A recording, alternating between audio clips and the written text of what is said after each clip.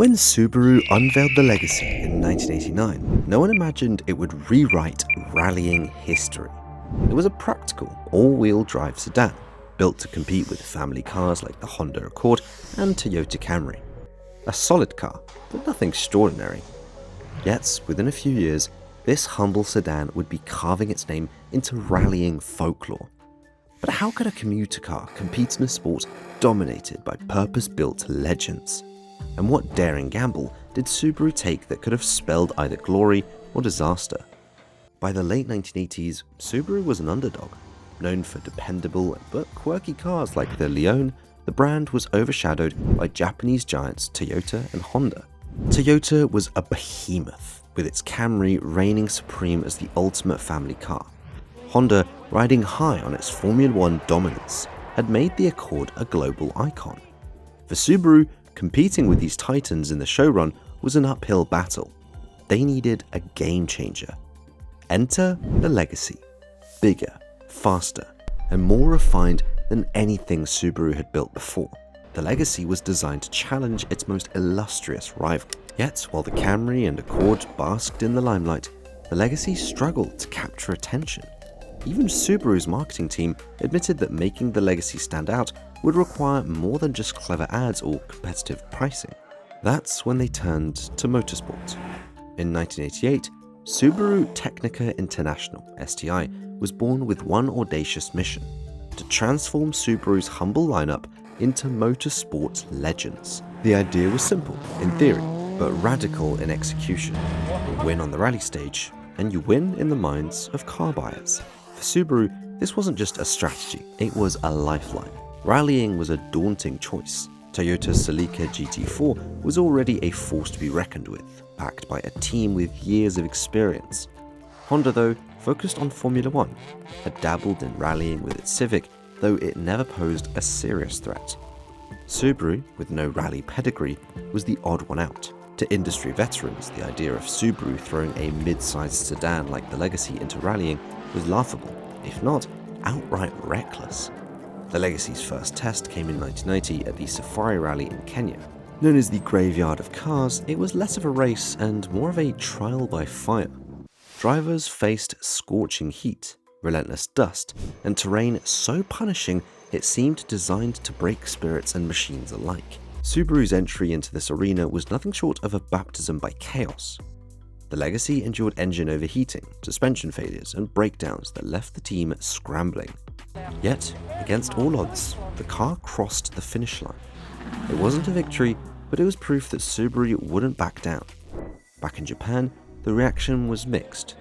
Subaru's engineers saw potential in the Legacy's performance, but skeptics within the company questioned whether the rallying gamble was worth the mounting costs. Across the boardrooms of Toyota and Honda, the response was one of bemused indifference. Honda dismissed Subaru's efforts as a niche distraction, while Toyota barely saw the Legacy as a threat to their rally dominance. The Celica GT4 continued to rake in trophies, while Honda's focus on Formula One kept them far from the rally spotlight. For Subaru, though, the stakes were existential. Every rally taught them something new. Overheating, redesign the cooling system. Suspension failures, reinforce and refine. Each setback was a lesson, and STI's engineers threw themselves into the challenge with relentless determination. The scars of defeat became blueprints for improvement. By 1991, the Legacy had begun its transformation. Engineers shaved weight, fine-tuned its suspension, and squeezed more power from its turbocharged boxer engine. On rally stages, its superior all-wheel drive system began to shine, especially on tight, twisty sections with loose gravel. It wasn't winning yet, but it was no longer just surviving. It was competing. Meanwhile, Toyota started to take notice. Their Celica GT4, though dominant, now faced a scrappy contender nipping at its heels. Honda, still fixated on the glamour of Formula One, remained largely dismissive of Subaru's ambitions.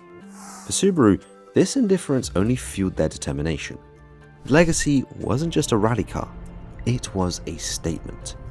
In 1992, Subaru partnered with UK-based ProDrive, a motorsport powerhouse known for turning good rally cars into great ones. With ProDrive's expertise, the Legacy underwent another round of transformations. The goal was clear: no more survival. It was time to contend for podium finishes. But even as the legacy clawed its way up the rally rankings, doubts lingered. Could this humble sedan truly achieve greatness? Or would Subaru's gamble remain an unfinished dream?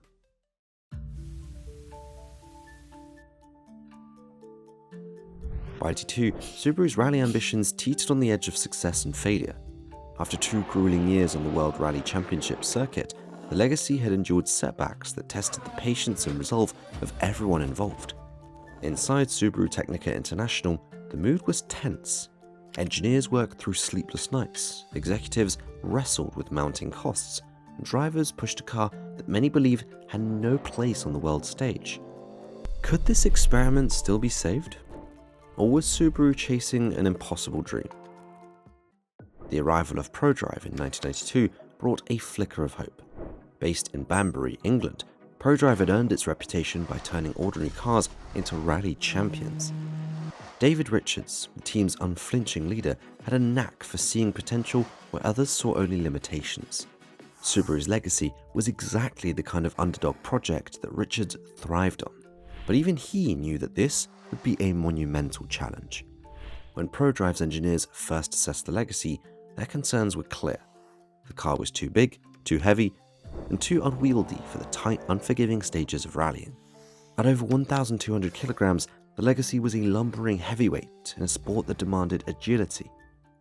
Richards, however, saw something others didn't. Subaru's boxer engine, with its low center of gravity, offered untapped potential. Combined with Subaru's symmetrical all-wheel drive, there was a foundation for something extraordinary, if they could unlock it. Meanwhile, Toyota was watching.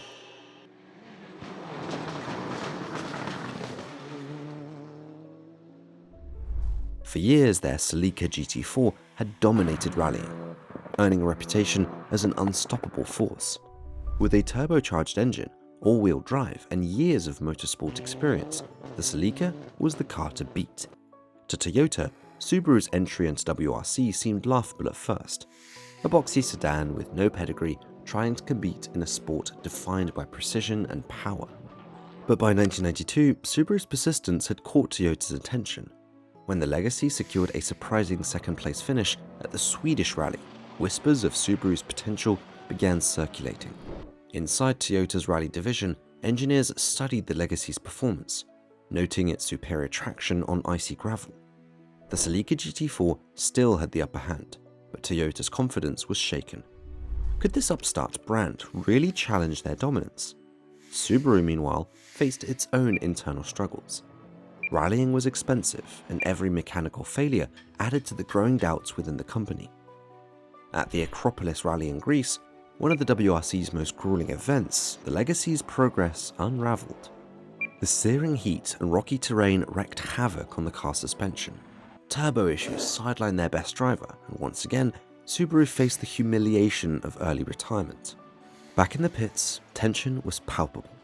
ProDrive's engineers pored over blueprints, searching for answers. For every failure, there was a lesson, but the cost of learning was high.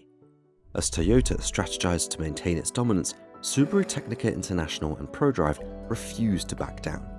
They viewed every setback not as a defeat, but as an opportunity. Engineers spent sleepless nights in the pits, diagnosing problems and brainstorming solutions. For them, failure wasn't just a setback, it was fuel for innovation. The Swedish rally had proven Subaru could compete. Now, they needed to show they could win. By mid-1992, the legacy had transformed from a humble sedan into a rally car that demanded respect.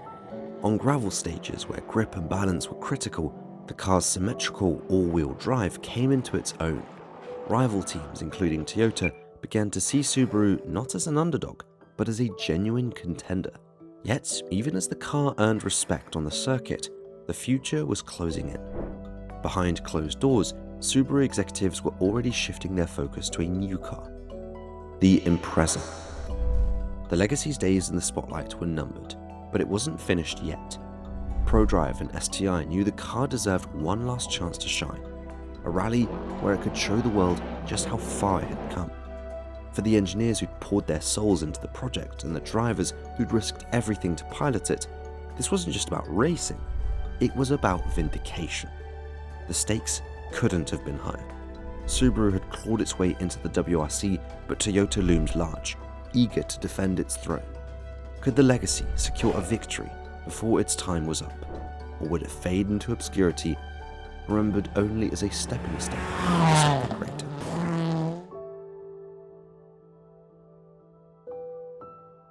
By late 1992, Subaru's legacy was no longer the punchline it once been. It had grown from a quirky sedan into a genuine contender on the World Rally Championship circuit, thanks to relentless determination, engineering brilliance, and the invaluable guidance of ProDrive. But while the legacy was earning respect, one thing eluded it: victory. Inside Subaru Technica International, the atmosphere was charged with anticipation and anxiety. Engineers who'd spent years perfecting their legacy refused to let their efforts end without glory. For the drivers, every rally was a personal battle, their bruised and battered machines symbolizing the struggle of an entire team. And for Subaru's leadership, there was no denying the pressure. The Impreza, designed to take Subaru's rally ambitions to the next level, was ready to debut. The legacy had one last chance to prove itself before it's stepping aside. The 1993 New Zealand Rally would be the legacy's final act on the WRC stage. Known for its fast gravel roads and unforgiving corners, the rally was a true test of speed, precision, and endurance. It was a high-stake opportunity to give the legacy the send-off it deserved, a moment to solidify its place in history. Preparation for the rally was relentless. Engineers at ProDrive and STI poured their hearts into the legacy, refining its suspension and squeezing every ounce of power from its turbocharged 2-litre Boxer engine. The car's symmetrical all-wheel drive, already a hallmark of Subaru's design, was tuned to perfection, giving the legacy a crucial edge on the loose, unpredictable surfaces of New Zealand stages. But this wasn't just a battle of mechanics, it was personal. Every engineer, mechanic, and driver who'd suffered through the legacy's earlier struggles saw this rally as their vindication. As Subaru finalized its preparations, Toyota's rally division was taking no chances. Their Celica GT4, the reigning champion, had crushed rivals for years. While Toyota initially dismissed Subaru's rallying efforts, the legacy's unexpected podium finishes had caught their attention. By 1993, Toyota's engineers saw Subaru not just as a scrappy underdog, but as a legitimate competitor. Defeating the legacy would be a priority to maintain their dominance. The rally began with Toyota Celica setting blistering stage times, its seasoned drivers pushing the cars to its limits. But Subaru's lead driver, Colin McRae, wasn't one to back down. Known for his fearless driving style, McRae pushed the legacy harder than ever before. On the gravel roads of New Zealand, the car's all-wheel drive system came alive, delivering unmatched grip through sharp turns and uneven terrain. Spectators watched in awe as McRae wrung every ounce of performance back from the car. His skill and the legacy's engineering combining in a breathtaking display of precision and power. Toyota fought back fiercely. The Celica, with its lighter frame and formidable engine, dominated the straights. But as the stages grew tighter and more technical, Subaru's balanced design began to shine. The legacy, often criticized for its size and weight, now used those very traits to its advantage. On the loose gravel, where control was king, the legacy held its ground. The rally was a brutal contest, with both teams facing mechanical challenges and grueling conditions. For Subaru, every second gained felt like a victory, a testament of years of setbacks turned into hard-won lessons. In the pits, ProDrive's engineers worked with military precision, addressing issues as they arose. Every nut tightened and adjustment made carried the weight of the legacy's entire rallying journey. When the final stage ended and the dust settled, the impossible had happened. The legacy claimed its first ever WRC victory, defeating the Celica and cementing Subaru's place among rallying's elite. It was a triumph born of grit, determination, and an unshakable belief in the underdog's ability to succeed.